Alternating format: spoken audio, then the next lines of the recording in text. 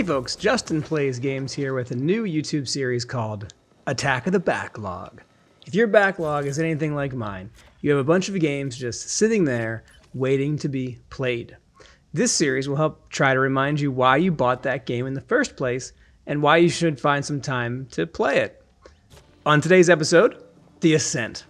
Developed by Neon Giant and released on July 29th, 2021, The Ascent takes you on a cyberpunk shooting fest through the endless layers of the Arcology. This dark and gritty future world is ruled by the corporations, specifically one megacorp called the Ascent Group.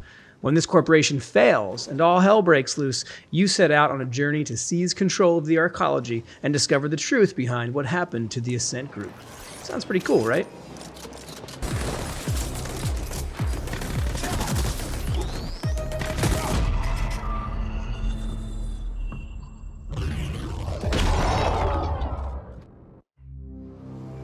The Ascent features Diablo-esque style shooting mechanics combined with twin-stick shooter type controls. This makes for a pretty fun video game.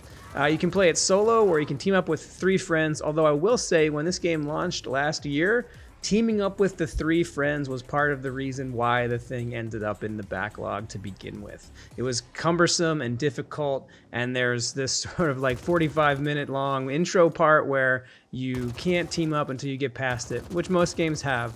On top of that, there were some platform issues where certain versions of this game on various platforms didn't get the right updates and day one patches, and so there were some issues, and we ended up having to buy it on different platforms. Suffice it to say, it took a little while for us to get to play it as a team, but once we got past some of those initial roadblocks, the game was pretty fun.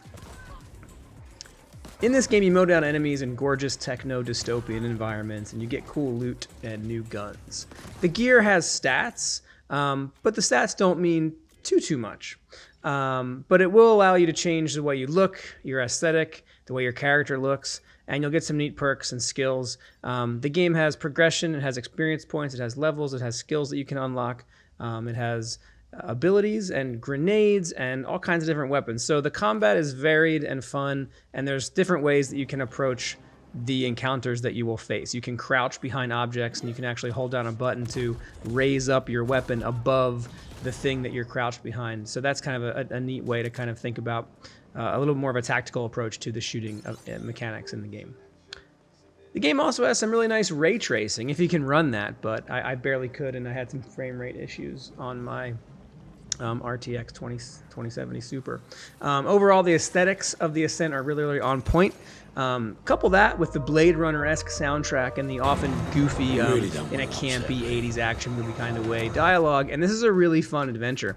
So if this one is sitting in your backlog like it is in mine, maybe boot it up and give it a go. You might just find that blasting baddies across the Arcology is really fun. At the very least, it'll make you want to watch Blade Runner.